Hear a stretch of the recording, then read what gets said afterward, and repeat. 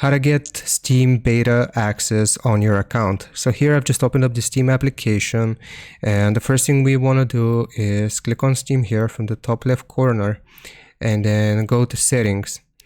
Now right here it will show us a bunch of settings, but basically we want to go to interface here. So from the left hand side, just go to interface and you will be able to find the option for client beta participation.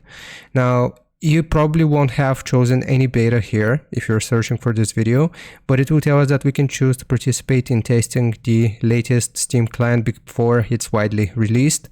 So what we want to do is click on the drop down menu and it will show us all of the current beta options that we can access. So for example, we can do the Steam beta update here, or in our case, Steam families beta. So basically what this is going to do once we select either of those is going to re-download the client, and then you will obviously have access to some features before they're actually released onto the main client. So I hope this helps you out. Hope this was informative. Leave a like and sub, and I'll see you next time.